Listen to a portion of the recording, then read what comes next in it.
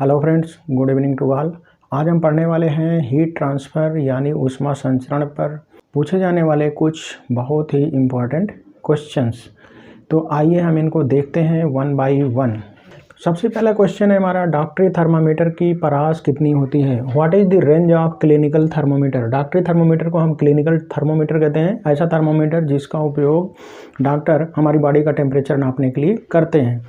तो डॉक्टरी थर्मामीटर की परास कितनी होती है। तो डॉक्टरी थर्मामीटर नापता है 35 डिग्री सेल्सियस से 45 डिग्री सेल्सियस टेम्परेचर। क्यों? क्योंकि हमारी बॉडी का टेम्परेचर नॉर्मल टेम्परेचर होता है 37 डिग्री सेल्सियस। तो डॉक्टरी थर्मामीटर 35 डिग्री सेल्सियस से 45 डिग्री सेल्सियस टेम्परेचर नापता है। कभी कभी यही चीज़ फ़ारेनहाइट में दिया रहता है। तो 35 डिग्री सेल्सियस को आप फ़ारेनहाइट में कन्वर्ट करेंगे तो 95 डिग्री फ़ारेनहाइट आता है, और 45 को कन्वर्ट करेंगे तो 107 पॉइंट समथिंग आता है। तो ये अगर फ़ारेनहाइट में इसकी वैल्यू रहती है तो 94 डिग्री फ़ारेनहाइट से 108 डिग्री फ़ारेनहाइट।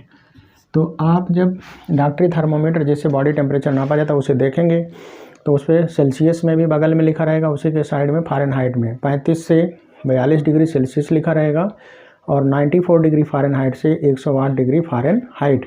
क्योंकि जब आप टेम्परेचर नापते हैं कहते हैं 101 डिग्री फीवर है, 101 डिग्री टेम्परेचर है, इनको बहुत हाई फीवर है, मतलब वो सेल्सियस में नहीं है, वो है डिग्री फ़ारेनहाइट में। क्योंकि 101 डिग्री सेल्सियस पर तो हमारी बॉडी बॉयल हो जाएगी, यहाँ बॉयल होकर के इसका सारा पानी इवापोरेट होकर बाहर निकल जाएगा। तो डॉक्टरी थर्मामीटर का जो परास होता है, रेंज वो होता है 35 से 45 डिग्री सेल्सियस, फ़ारेनहाइट में 94 डिग्री फ़ारेनहाइट से 108 डिग्री फ़ारेनहाइट। दूसरा क्वेश्चन आता है, प्रयोगशाला थर्मामीटर की परास कितनी होती है। What is the range of laboratory thermometer. परास का मतलब होता है कहाँ से कहाँ तक का टेम्परेचर नापता है। तो इसका उपयोग लैबोरेटरी में किया जाता है। जब हम कोई एक्सपेरिमेंट परफॉर्म करते हैं तो उसमें उसका टेम्परेचर कितना राइज हो रहा है या कितना घट रहा है उसको नापते हैं। तो ये नापता है -10 डिग्री सेल्सियस से 110 डिग्री सेल्सियस। तो प्रयोगशाला में ये थर्मामीटर यूज किया जाता है, इसमें किंक भी नहीं होता है। यही एक ऐसा थर्मामीटर है जिसमें किंक नहीं होता। हमने आपको थर्मामीटर पढ़ा है, उसमें बताए हैं किंक क्या है, इसका उपयोग क्या है।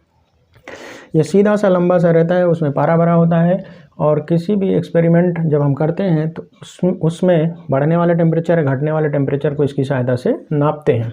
तीसरा क्वेश्चन है, वैज्ञानिकों द्वारा नापा गया सबसे अल्पतम समय है। अभी आज तक इस दुनिया में नापा जा सकने वाला सबसे छोटा समय। तो सबसे छोटा समय है जेप्टो सेकंड। एक zepto second ZEPTO, zepto second equal to होता है 10⁻⁻21 सेकंड। बहुत छोटा टाइम पीरियड है। माइक्रो सेकंड का मतलब होता है, हमने आपको पढ़ाया था यूनिट में, 10⁻⁻6 सेकंड। नैनो सेकंड 10⁻�9, ये 10⁻�6। Pico second 10⁻⁻12 second. Zepto second होता है, पिको सेकंड के बाद होता है फेम्टो सेकंड 10⁻⁻15, उसके बाद आटो सेकंड होता है 10⁻⁻18, उसके बाद होता है जेप्टो सेकंड 10⁻⁻21 सेकंड। तो आज तक वैज्ञानिकों के द्वारा सबसे छोटा नापा जाने वाला समय है जेप्टो सेकंड। ये है वेरी वेरी इंपॉर्टेंट।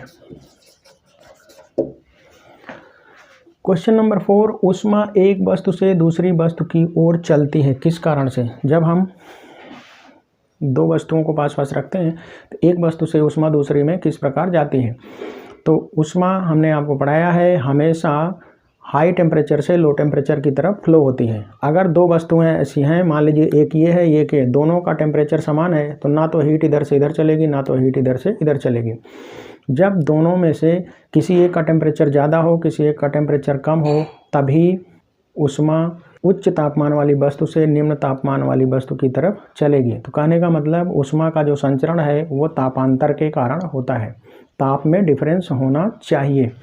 तो इसमें देखिए ऊष्मा एक वस्तु से दूसरी वस्तु की ओर चलती है तापांतर के कारण, परमाणु संरचना के कारण, पदार्थ की रचना के कारण कोई नहीं। तो ये है तापांतर के कारण।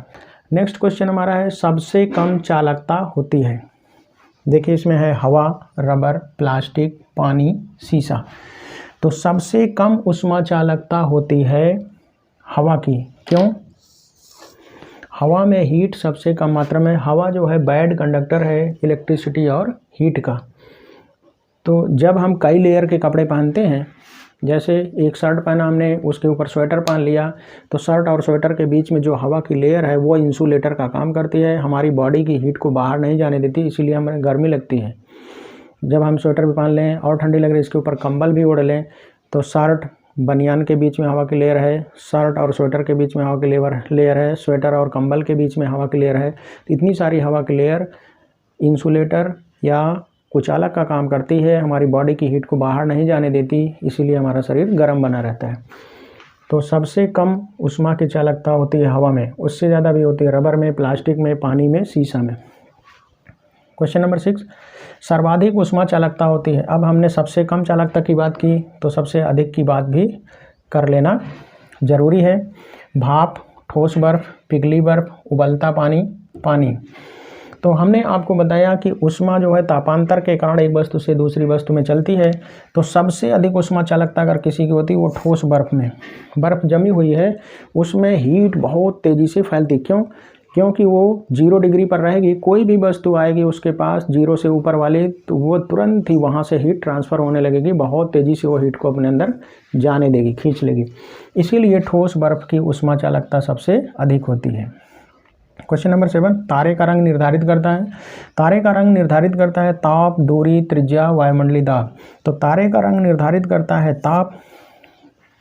कोई तारा जितना ज़्यादा हीटेड होता है उसका कलर उतना ही ज़्यादा चमकीला होता है। तो धरती से देखने पर जो तारा आपको जितना ज़्यादा चमकीला दिख रहा है, इसका मतलब उसका ताप उतना ही ज़्यादा है। तो जिसका ताप जितना ज़्यादा, वो वस्तु उतनी ही ज़्यादा चमकीली दिखाई देगी। तो तारे का रंग निर्धारित करता है उसका ताप। जैसे हम किसी वस्तु को पहले गर्म करते हैं तो धीरे धीरे वो पहले ग्लो नहीं करती, पहले उसमें किसी तरह का कलर नहीं निकलता, धीरे धीरे वो थोड़ी सी लाल होती है, फिर डार्क रेड होती है, फिर एकदम लोहे को अगर आग में डालिए पहले वो लाल होता है, फिर एकदम वाइट हो जाता है। तो इसका मतलब जैसे जैसे उसका टेम्परेचर बढ़ता है उसकी चमक बढ़ती जाती है। तो किसी भी तारे का रंग निर्धारित करता है उसका ताप। तारा किस कलर का दिखाई देता है, उसका ताप जितना होगा उस पर डिपेंड करता है। नेक्स्ट क्वेश्चन, ठोस में होने वाली ऊष्मा संचरण की विधि है। तो जितने भी ठोस हैं उसमें ऊष्मा चालन होता है कंडक्शन या चालन के कारण। तो ये कंसेप्ट है, तो इसका आंसर है चालन। जबकि द्रव और गैसों में होता है संवहन के कारण। और रेडिएशन, किसी भी हीटेड ऑब्जेक्ट से आने वाली हीट जो है रेडिएशन के कारण आती है, जैसे सूर्य से हमारी धरती तक ऊष्मा आती है। नेक्स्ट क्वेश्चन है, किस प्रकार की ऊष्मा संचरण विधि में माध्यम की ज़रूरत नहीं होती है। तो हीट ट्रांसफ़र की 3 विधियां हैं, कंडक्शन, कन्वेक्शन एंड रेडिएशन, चालन, संवहन और विकिरण। तो जिसमें से विकिरण एक ऐसा मेथड है जिसमें किसी मीडियम, सॉलिड, लिक्विड, गैस, किसी की ज़रूरत नहीं पड़ती। ये वैक्यूम से बहुत दूर से हीट ट्रांसफ़र होकर हमारे पास चली आती है। जैसे सूर्य से आने वाली हीट एनर्जी जो धरती पर आती है वो विकिरण के द्वारा आती है। तो विकिरण एक ऐसी ऊष्मा संचरण की विधि है जिसमें किसी मीडियम की ज़रूरत नहीं पड़ती। मरकरी का गर्म होना दर्शाता है। मरकरी एक मेटल है, याद रखिएगा जितनी भी मेटल हैं सभी के सभी मेटल में ऊष्मा का संचरण चालन या कंडक्शन मेथड के द्वारा होता है।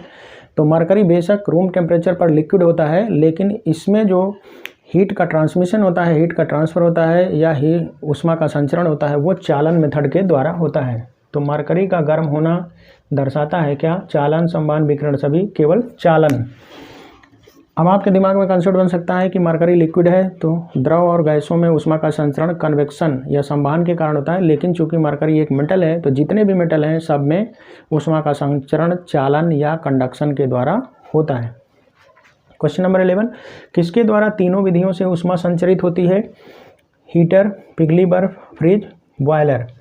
तो हीटर में एलिमेंट गर्म होता है तो वहाँ से हीट एनर्जी निकलती है, हवा में फैलती है, ये होता है रेडिएशन के कारण। पिघली बर्फ, फ्रीज, बॉयलर, तीनों विधियों का मतलब चालन, संवहन और विकिरण।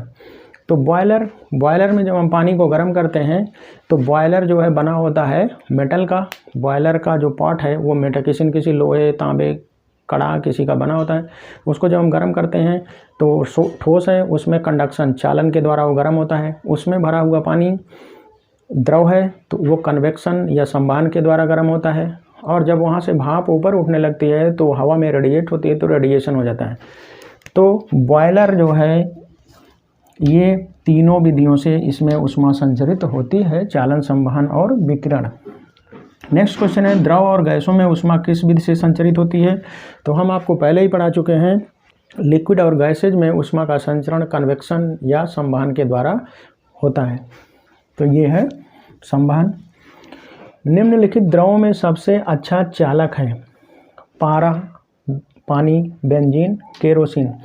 तो देखिए, चूँकि मेटल है, मेटल यानी ठोस में ऊष्मा का संचरण द्रव और गैसों से ज़्यादा अच्छा होता है। तो ये मेटल है, बेशक है कि लिक्विड है। पारे से 2 क्वेश्चन आता है, निम्नलिखित में सबसे अच्छा चालक कौन है? तो पारा है। और पारे में किस मेथड के द्वारा ऊष्मा का संचरण होता है? तो वो चालन के द्वारा होता है। निम्नलिखित द्रव में सबसे अच्छा चालक, देखिए दूसरा है पानी, ये लिक्विड है, बेंजीन लिक्विड है, केरोसिन लिक्विड है। तो लिक्विड और गैसों में संवहन के द्वारा ऊष्मा का संचरण होता है, लेकिन पारा एक मेटल है, तो इसमें कंडक्शन के द्वारा ऊष्मा का संचरण होता है। तो कंडक्शन के द्वारा ऊष्मा का संचरण ज़्यादा अच्छे से होता है इन कंपेरिजन टू कन्वेक्शन। तो इसलिए निम्नलिखित द्रव में सबसे अच्छा चालक कौन होगा? पारा। तो हमें उम्मीद है स्टूडेंट्स, ये वीडियो आपको ज़रूर पसंद आया होगा और ये आपके लिए बहुत लाभकारी भी होगा। So thanks a lot for watching and wish you all the best.